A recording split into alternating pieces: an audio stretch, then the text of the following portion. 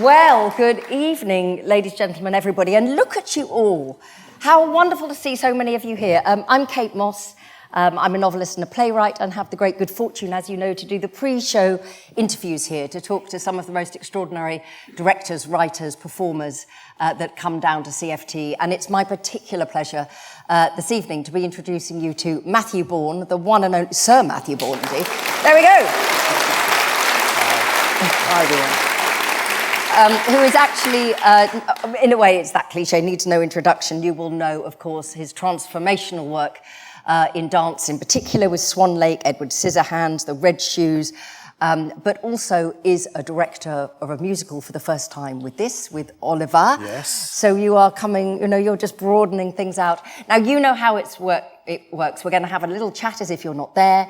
There will be time for some questions. There will be roving mics. Try to keep your questions short. We do need to finish, I'm afraid, at 6:20, because we need to reset the stage for the fight call.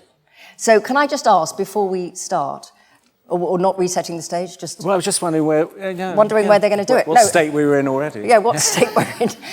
Who has already seen this production?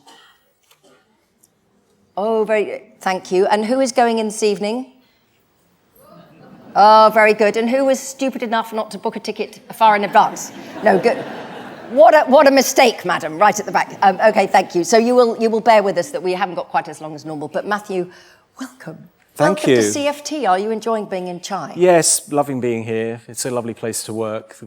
The organisation looks after you really well. And it's my first time actually creating here. Although I've been a visitor many times over the years, I used to come with my parents even when they were alive. We've been, over many years of seeing shows here, yeah. So you were happy to get your hands on the stage and the Olivier Point, as it's known. Yes, yeah, yeah, I get that. It's an exciting space to work in, no doubt. Yeah. Now, obviously, the one thing I don't need to say to any of you, no spoilers, because I think there's probably nobody on the planet who doesn't actually know the story of Oliver. But it's a challenge when you're going to put your own imprimatur on a work that is so beloved. And there maybe is no other musical so beloved in the British consciousness in particular. Yeah. So how did it come about that you are doing this production now? Of course, it's with Cameron Mackintosh. Well, for a start, I think the pieces you've mentioned, and my whole career has been like that, actually, is taking much-loved work, be it famous ballets, famous films, famous musicals. All the things I've done are already much loved pieces. So you do fiddle with them at your peril, I always say. You've got to deliver what those pieces are and why people love them. So that's the first thought. You're walking a tightrope between pleasing the audience who love Oliver, but also trying to, with the knowledge I have of the show, which is over many years now, trying to come up with new ideas and new approaches. What do I feel could be a bit stronger in it? And trying not to repeat myself, because I have done the show before as a choreographer, the Palladium 30 years ago, and at Drury Lane as well, some years later. So my history with the show is quite extensive, so I know the show well. But for me, being a very audience-driven director, choreographer, I think of the audience the whole time I'm making work. I want to please the audience. That's what I do. That's why I'm doing it. Yeah. So yes, you mentioned that you had actually worked on Cameron Mackintosh's 1994 London stage version.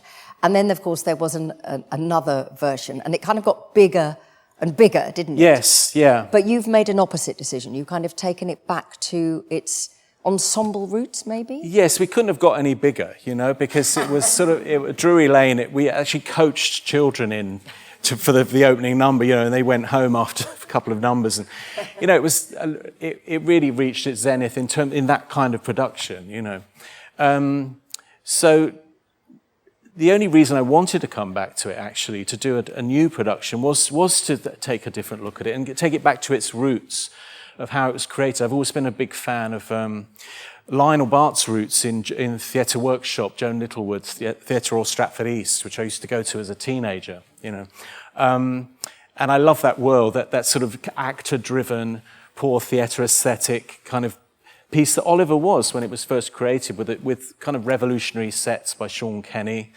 It was the first show, apparently, where you could see the lighting, you know, it actually was on view, which we see all the time now. In most productions, you see the lighting, and particularly in a theatre like this, you know. So it was a revolutionary show. I think we'd take it back to a piece that was actor-driven and didn't rely on spectacle. Although I have to say, this production has its spectacular moments, but it is much more actor-driven, a smaller cast. Everyone is very important in the cast. Everyone has a lot to do, and everyone has a lot to deliver to make the show work, rather than being an enormous ensemble, an enormous amount of young people in the show. It's each one of them is important. Yeah, and so when the conversations first started about doing a new version of Oliver with you at the Helm, yeah. And doing it here, and then it will go into, I think, the Gielgud. Is it going into the Gielgud? Yes, yeah. In London. Did you immediately have, I know, I'm going to do this or that, or did you have particular songs or moments that you could see that you could kind of like ripple out from there? How did it creatively work? Well, the interesting thing when Cameron came to me and said, typical Cameron, he told me I was doing it. He never actually asked me, would I do it? You're directing it, he said. But was to work with my longtime collaborator, Les Brotherston, who I've done all my shows with my own company with over many years now. That Les would be involved as well, and that made me feel, we together, as we're collaborators of a long standing, that we could do something interesting together. So that was exciting, and I felt that would lead us to new ways of looking at it. But I think, you know, there's various things we've done with the piece that people. In some ways, you've got to know the piece really, really well to recognise all the little things we've done. Yeah. I think one of the things that stands out quite a lot is the relationship of Bill and Nancy is a lot stronger in this production. We've got a new scene in the first half with Bill and Nancy in their flat, which has never been in the musical before. It just gives a bit more depth to what their relationship is about. He's still a nasty bit of work, of course, and he's, you know, but it gives more perspective on that relationship. And also, possibly, that is a story of domestic abuse at the end of it, an explanation of why she stays. Because otherwise you don't often see that, do you? I never felt in the musical that we got their relationship, their, dare I say, sexual relationship in a family musical, but the fact that they were a couple, you know, there was a reason why they were together. There was something that kept them together. So I thought that was important to show, you know, and so that's something we've been able to introduce with this version. How do you do that, Matt? Is it a question of you saying, I would like there to be a new scene here and there, and then because I think Cameron has the rights. He's the producer, Cameron McIntosh, I'm sure you all know that. But he has the rights, hasn't he? So you'd be asking him. Yeah, Cameron has all the rights now. He used to have an element of the rights, but now has. So he controls the copyright of the piece. So Cameron's been involved in revising the text somewhat, and suggestions of reordering of scenes. It's been a joy, really, because if we were doing the production somewhere where he wasn't involved, we would have to stick to the script as given, you know, because he wouldn't permit changes. But with this, at every step, we've been able to say, what do you think of this? So we thought we might try this, and this line, maybe we should cut this, or we need another line here. Can we find something in the Dickens, you know? So there's been a lot of that going on. So there's a lot of the dialogue is a little bit different here and there, or additional things. Some things were there to serve a previous production where you had to get from A to B and you needed more lines to get there. Things like that, you know. So it's been brilliant to have that kind of collaborator who can allow us to do that, which has been incredible. Because it's also kind of the joke that there is with Les Mis, is that often people don't realise quite how huge the original source is, the novels are. So this, Oliver Twist came out in 1838, and it's mighty, not as big as Les Mis, which is really the longest of all. But therefore, there is a lot more that could be taken from the actual novel. There is. There's always reference. You can always go to scenes with certain characters and see if you can find lines that are appropriate. That's certainly what Cameron's been doing. Yes, and there's, I always say this isn't Dickens' Oliver Twist. It's not even David Lean's Oliver Twist, which is what Lionel kind of based his version of the book on, really, the David Lean film. In terms of a structure, it's very much Lionel Bart's Oliver. And that's always worth remembering, but I think going back to the Dickens has been very valuable and very helpful. Yeah.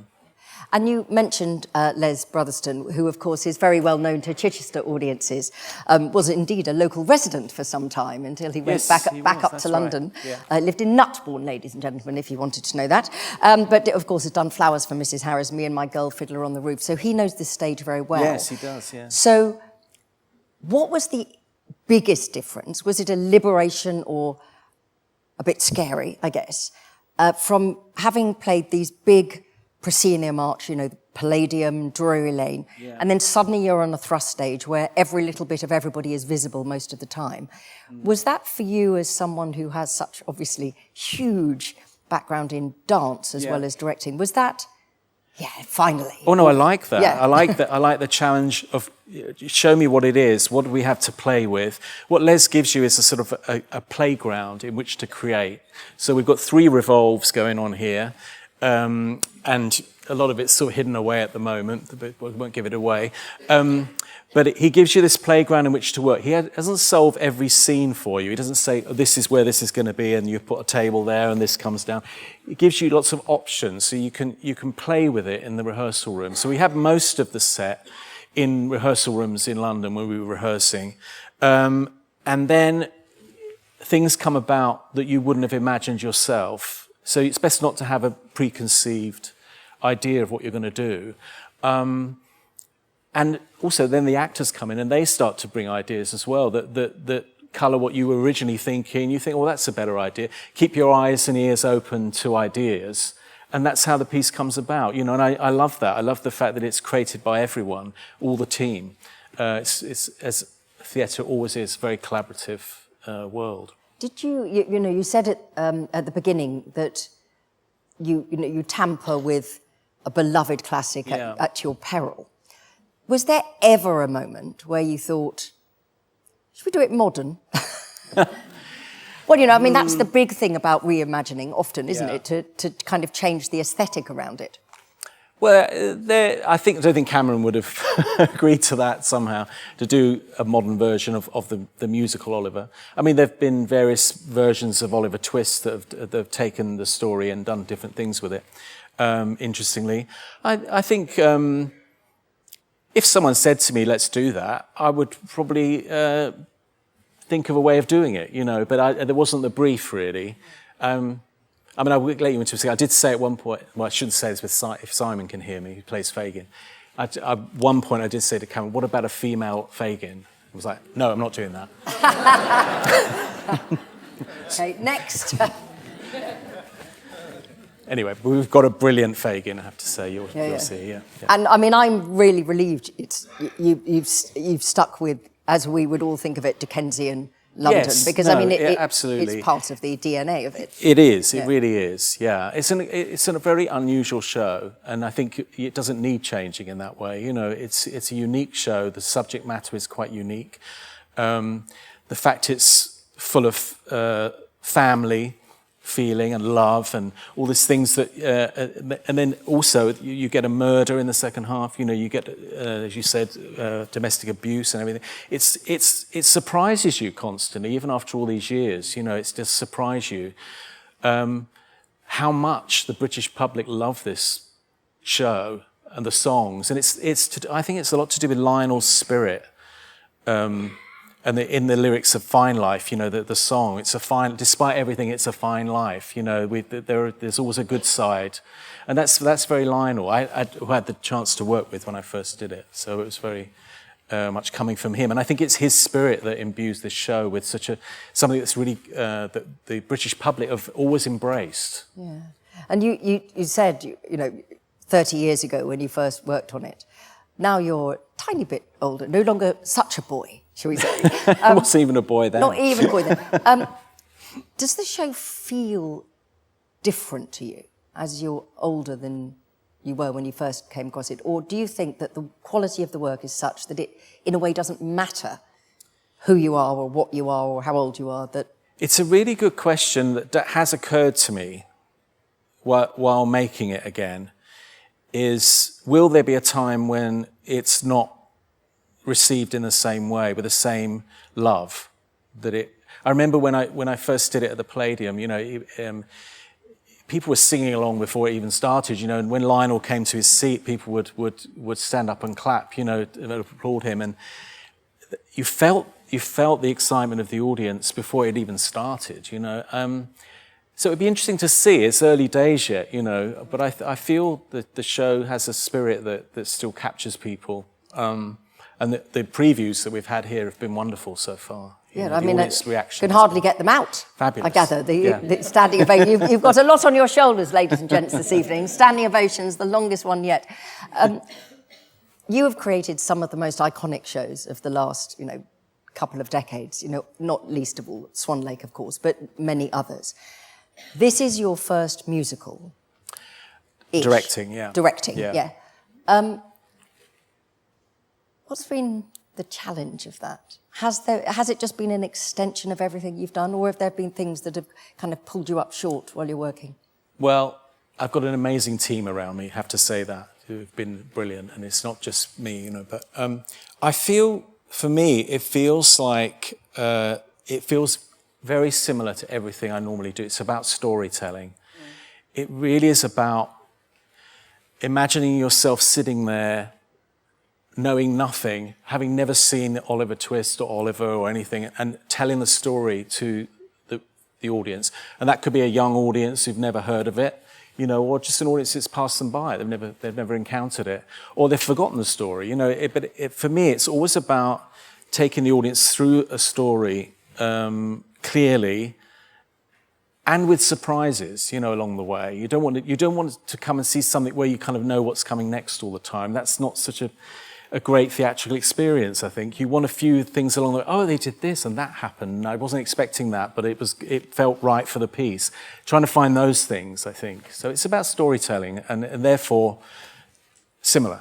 Yeah, that's interesting. Yeah, because sometimes some of the directors I've interviewed here over the years have found different types of work very different for them emotionally. It's changed something in them doing a comedy when they normally do dance or. Oh right, yes. No, I don't see it as a lot different. I think it's about telling a story to an audience. I never believe in. I mean, in the world that I'm in, which is usually dance. You're supposed to have a scenario in the program, that explains it all to everyone before they see it and tells you the story. I think that's terrible. Because I think, when you see a good play or a film, you don't want to read what's going to happen beforehand. You kind of know what happens at the end now. I don't want to see it.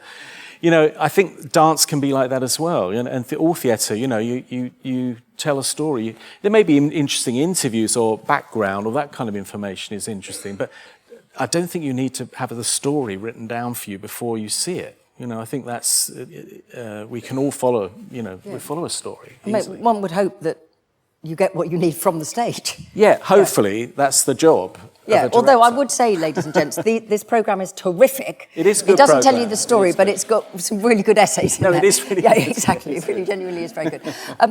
You've had quite a long preview period, which is obviously incredibly important, particularly in big and complicated shows about how things will fit together and, does that quick change work and all of these things. Yeah. How much are you changing things day on day? I know, you open on Wednesday in terms of press night. Officially, yes, this but Wednesday. How much has been changed or cut down or added in since you started preview? You never know. I think we had 2 weeks of previews because musical theatre is probably one of the hardest things to get right, the rhythm of it. And there's so many elements to think about, the music and everything.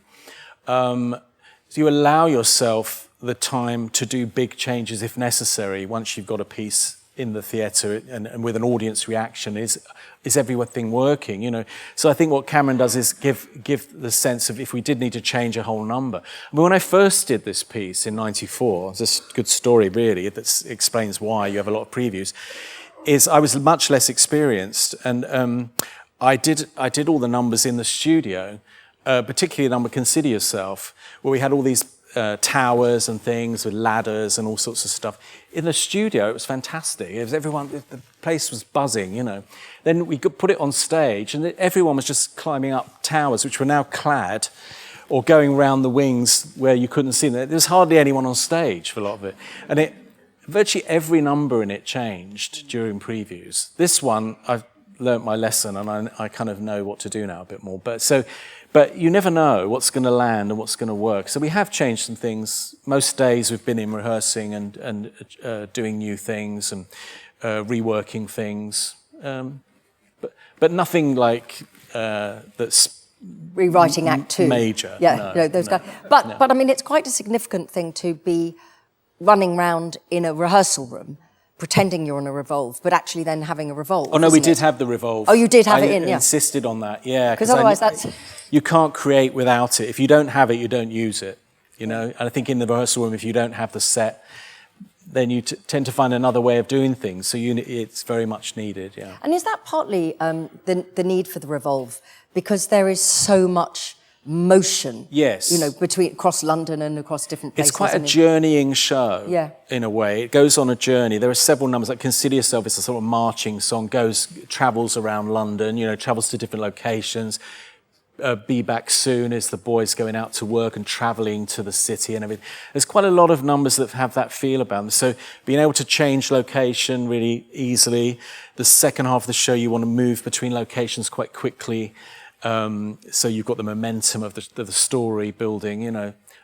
So that's why we felt Revolve would be helpful. And the original design of Sean Kenny's was a revolving structure. So it did sort of turn, but with a structure on it, as it were, you know. So makes sense that seemed to make sense again. And it is very, I mean, I don't know about everybody else, I always find it very exciting as an audience member when the revolve is involved. Yes. Because I become quite fascinated with, you know, is that lamp going to fly off, you know?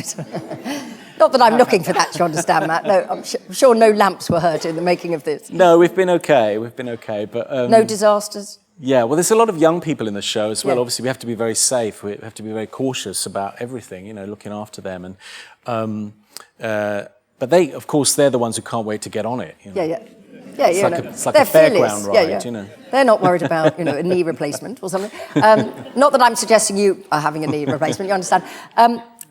On that point, you have 3 teams of young people. Yeah. What is the additional, not burden, because obviously this is a great opportunity for everybody, but that does mean, of course, you're rehearsing more than you would. How do you actually juggle all of that? Well, it takes longer, obviously. I'm used to it with my dance company because we always have 3 casts anyway in every role. Every role is done by 3 people, so the whole company shifts around. You know, we do 3. So I'm sort of used to that in a way. But of course, the young people, they only get a third of the rehearsal as the adults. You know, so it's a real big achievement for them. If you think about it, you know, everyone else has had all the time to get into their roles. You know, even the previews, they've only done a third of the previews that everyone else has done. So they're I would say they were behind, but they have to keep up, you know, and they have to sort of keep up with the notes and things that have changed. So I do admire them. I do admire young professionals, and I think that's what we have in this show, young professionals who, however young they are, you know, you have to be professional and do a professional job, you know, and I think that's incredible, and it's so rewarding to see young people do that. And we've also in the show we have an element which again is new for the show, which is young adults. So we have some performers who are sort of 16, 17, 18 years old, a couple of people in the gang, some of the younger characters like Noah Claypole and Bet and Charlotte, and our Dodger is 16 going on 17, Billy Jenkins. It brings another element to the show, so they're all of different varying ages, which I think is really nice, and I think it's and those slightly older young people act as inspiration to the small ones, so it works really well, I think. And of course, it makes sense of the narrative anyway. It does. There's sort of, the the gang hierarchy. would have all been one, Yeah.